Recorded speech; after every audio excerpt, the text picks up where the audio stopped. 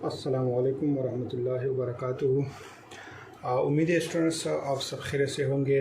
Students आज से हम यूनिट नंबर 2 शुरू कर रहे हैं और आज के यूनिट नंबर 2 में है फर्स्ट नंबर लेक्चर और आज के कंटेंट्स है रैंडम वेरिएबल और टाइप्स ऑफ रैंडम वेरिएबल। यानी आज हम ये पढ़ेंगे कि रैंडम वेरिएबल क्या है और रैंडम वेरिएबल के कितने टाइप्स है। लेकिन इसको डिस्कस करने से पहले अगर आप इस चैनल पर नए हैं तो मेरा ये रिक्वेस्ट है कि आप सबसे पहले इस चैनल को सब्सक्राइब करें और साथ ही बेल आइकन को प्रेस करें ताकि हर एक नई वीडियो आपको वक्त पर तरतीब से मिलता रहे। अच्छा स्टूडेंट्स, रैंडम वेरिएबल को डिस्कस करते हैं। तो स्टूडेंट्स आपने ये याद रखना है कि रैंडम वेरिएबल को चांस वेरिएबल और स्टोकास्टिक वेरिएबल भी कहते हैं। ये तीनों नाम आपने याद रखने हैं क्योंकि कोई इंटरव्यू में या वाइवा में अगर पूछे कि स्टोकास्टिक वेरिएबल क्या है तो फिर आप सोचेंगे कि यार ये स्टोकास्टिक वेरिएबल क्या है या चांस वेरिएबल क्या है। तो आपने ये तीनों नाम याद रखने हैं कि रैंडम वेरिएबल को चांस वेरिएबल और स्टोकास्टिक वेरिएबल भी कहते हैं। अब आते हैं डिफिनीशन की तरफ। A variable whose values are determined by the outcomes of a random experiment। यानी जब हम एक रैंडम एक्सपेरिमेंट करते हैं और उस रैंडम एक्सपेरिमेंट से जो आउटकम्स आते हैं उन आउटकम्स को हम न्यूमेरिकल वैल्यूज़ असाइन करते हैं, तो उन न्यूमेरिकल वैल्यूज़ को हम क्या कहते हैं? रैंडम वेरिएबल कहते हैं। ठीक है। इसी तरह हम एक और डिफिनीशन भी करते हैं।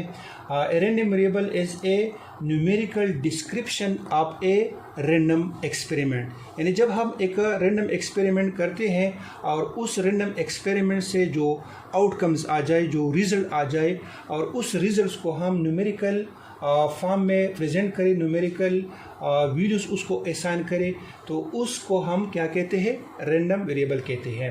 आइए इसको एक एग्जांपल के थ्रू समझते हैं। लेट सपोज हम 2 कॉइन्स को टॉस करते हैं और हम ये मालूम करते हैं कि हेड इतने इस आउटकम्स में हेड कितने आए हैं। ठीक है। तो ये हमारे पास एक सैम्पल स्पेस है। तो सैम्पल स्पेस में जब हम 2 कॉइन्स को टॉस करते हैं तो या हेड आता है, या फर्स्ट पे हेड दूसरी पे टेल आता है, या फर्स्ट पे टेल और सेकंड पे हेड आता है, या दोनों पे टेल आते हैं। ठीक है। तो अब फर्स्ट पे जब हेड आता है और सेकंड पे भी हेड आता है, तो दोनों पे जब हेड आता है तो हम किस में इंटरेस्टेड है? हेड में इंटरेस्टेड है। तो हेड इसमें कितने हैं? इसमें हेड क्या है? 2 है। ठीक है। इसमें हेड कितने हैं? इसमें हेड 1 है। ठीक है।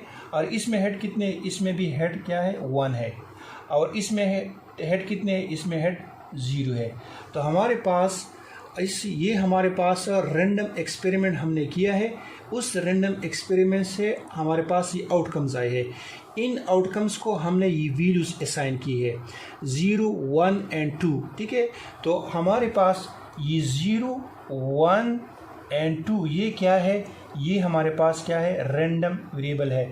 और रैंडम वेरिएबल को हम x से या कैपिटल Y से या कैपिटल Z से डिनोट करते हैं। ठीक है। अच्छा स्टूडेंट्स, अब एक और एग्जांपल ले लेते हैं।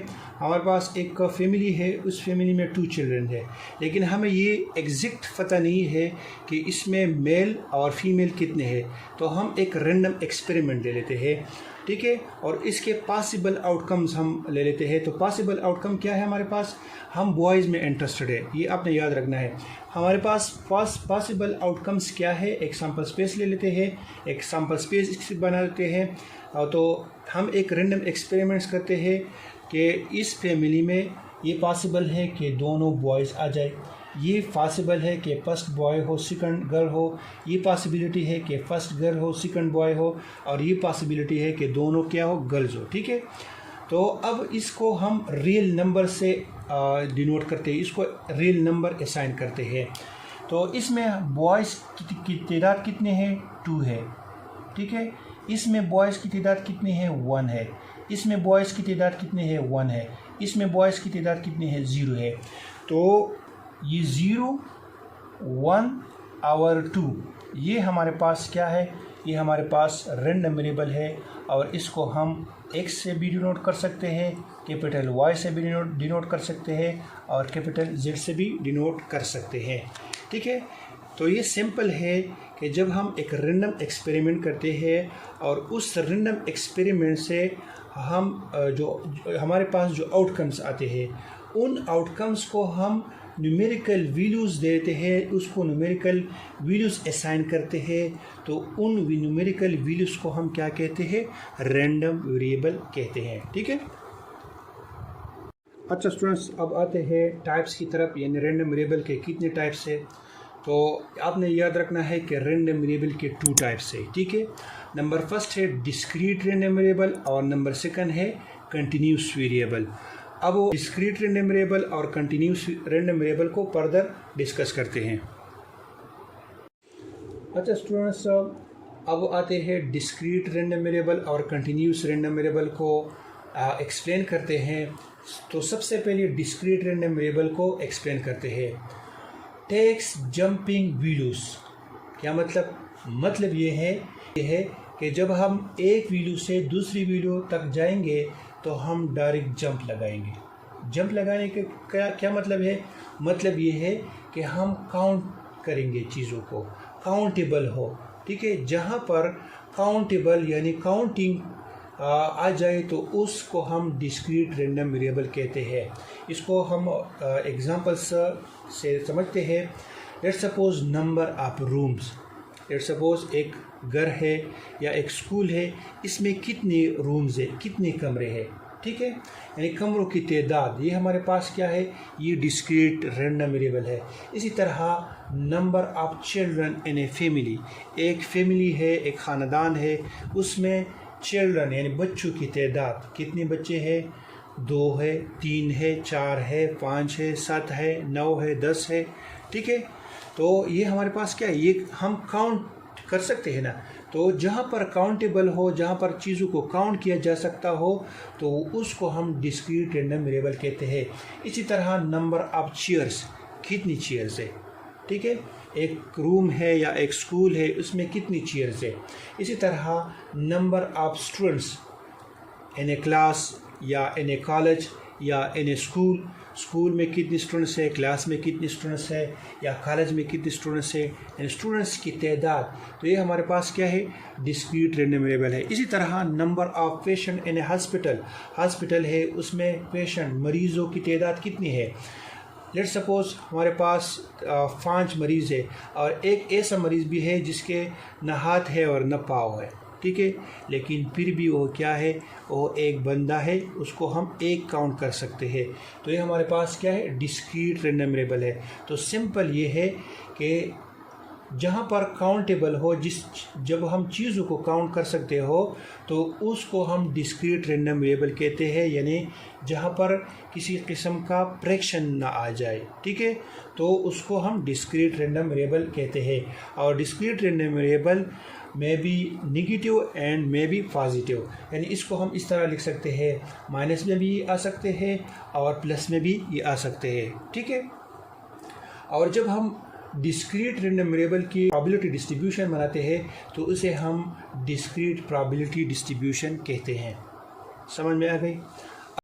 अच्छा स्टूडेंट्स, अब आते हैं कंटिन्यूस रैंडम वेरिएबल की तरफ। कंटिन्यूस रैंडम वेरिएबल क्या है, takes any values between 2 limits, यानी 2 लिमिट्स के दरमियान जितनी भी वैल्यूज़ है उनको हम ले सकते हैं, उनको हम लेते हैं, उनको हम छोड़ते नहीं। ठीक है। लेट्स सपोज वो 2 लिमिट्स ए हो और बी हो, ए और बी एनी 2 लिमिट्स हो सकते हैं। तो इनके दरमियान जितनी भी वैल्यूज़ हो, वो होल नंबर में भी हो सकते हैं, वो इंटीजर्स में हो सकते हैं, यानी इंटीजर यानी फ्रैक्शन में भी हो सकते हैं। ठीक है। तो उन सारी वैल्यूज़ को हम ले सकते हैं, उन सारी वैल्यू को हम लेंगे तो उनको हम कंटिन्यूस रैंडम वेरिएबल कहते हैं। लेट्स सपोज हमारे पास 1 है और 2 है, तो 1 से हम 2 तक डायरेक्ट जंप नहीं लगा सकते। 1 और 2 के दरमियान लातादाद इनफाइनाइट नंबर्स है। ठीक है। इन डेसिमल पॉइंट्स में है। ठीक है। तो उसको हम लेंगे, उसको हम ले सकते हैं, तो उसको हम कंटिन्यूस रैंडम वेरिएबल कहते हैं। आइए इसके चल एग्जांपल लेते हैं। लेट्स सपोज हमारे पास एज है, तो एज हमारे पास एक कंटिन्यूस रैंडम वेरिएबल है, क्योंकि एज को हम ऑल वैल्यू से प्रेजेंट नहीं कर सकते, ठीक है। यानी हम 1 2 3 4 5 इस तरह ईयर्स नहीं ले सकते, इसमें मंथ्स भी आ सकते हैं, इसमें डेज भी आ सकते हैं। लेट्स सपोज एक बंदा है, इसका एज 15 ईयर्स है और 3 मंथ्स है, ठीक है, तो हम 15.3 ईयर्स लिखेंगे, ठीक है। इसी तरह वेट है, तो वेट को भी हम होल नंबर्स में नहीं लिख सकते, यानी डायरेक्ट हम 50 से 51 तक या 51 से 52 तक नहीं जा सकते, ठीक है। यानी एक बंदा है, इसका वेट है 50.2 kg, ठीक है। तो जब ये 2000 तक पहुंच जाता है, यानी ग्राम, ये 2 जो 1000 ग्राम तक पहुंच जाता है, तो फिर ये 51 बन जाता है, ठीक है। इसी तरह हाइट है, तो हाइट हम 5.3, एक बंदा है 5.3 इसका हाइट है, तो हम 5 से डायरेक्ट 6 तक नहीं जा सकते, क्योंकि इसके दरमियान इंचेस आते हैं। तो सबसे पहले हम इंचेस को हमने पार करना है, फिर जाके हम फीट तक पहुंच सकते हैं, ठीक है। तो जब ये इंचेस 12 तक पहुंच जाए तो ये 6 बन जाता है, ठीक है। तो हाइट भी हमारे पास क्या है, एक कंटिन्यूस रैंडम वेरिएबल। इसी तरह स्पीड है, स्पीड ऑफ एक कार है, उसने 2.50 यानी 2 किलोमीटर और 50 मीटर उन्होंने फासला तय किया आधे घंटे में या 1 आवर में, ठीक है। यानी हम किलोमीटर्स को 2 से डायरेक्ट हम 3 तक नहीं जा सकते, क्योंकि 2 और 3 के दरमियान 1000 मीटर्स है। उन 1000 मीटर्स को हमने पार करना है, तभी जाकर हम किलोमीटर तक पहुंचेंगे। जब ये 1000 तक पहुंच जाए तो ये फिर 3 बन जाता है, ठीक है। और हम कंटिन्यूस रैंडम वेरिएबल को इस तरह लिमिट में लिख सकते हैं, a लेस देन और equal to x less than और इक्वल टू b। यानी जब भी आप जहाँ पर भी इस तरह लिमिट्स देखें, तो आपने यहाँ से इसको समझना है कि ये हमारे पास क्या है, कंटिन्यूस रैंडम वेरिएबल है। और जब हम कंटिन्यूस रैंडम वेरिएबल का प्रोबेबिलिटी डिस्ट्रीब्यूशन बनाते हैं, तो उसे हम कंटिन्यूस प्रोबेबिलिटी डिस्ट्रीब्यूशन कहते हैं। और ये इंशाल्लाह हम जाके आगे कंटिन्यूस प्रोबेबिलिटी डिस्ट्रीब्यूशन और डिस्क्रीट प्रोबेबिलिटी डिस्ट्रीब्यूशन को डिस्कस करेंगे। तो इन दोनों की समरी ये है कि डिस्क्रीट और कंटिन्यूस में फ़र्क ये है कि हम डिस्क्रीट को काउंट कर सकते हैं और कंटिन्यूस को मेजर कर सकते हैं, ठीक है। ये एक आपने पॉइंट याद रखना है। और दूसरा, डिस्क्रीट में हम एक वैल्यू से दूसरी वैल्यू को हम जंप लगाते हैं, जबकि कंटिन्यूस में जब हम एक वैल्यू से दूसरी वैल्यू तक जाते हैं तो उसमें हमने मुख्तलिफ वैल्यूज़ को पार करना है, तभी हम दूसरी वैल्यू तक पहुंचेंगे, ठीक है। तो ये था इसका कंसेप्ट। उम्मीद है स्टूडेंट्स रैंडम वेरिएबल और इसके टाइप्स डिस्क्रीट और कंटिन्यूस आप सबके समझ में आया होगा। अगर कुछ चीज़ें समझ में नहीं आई होंगे तो इसको आप कमेंट भी कर सकते हैं। इस वीडियो को लाइक भी करें और शेयर भी करें, और इंशाल्लाह नेक्स्ट लेक्चर में फिर मुलाकात होगी। तब तक के लिए अल्लाह हाफिज़।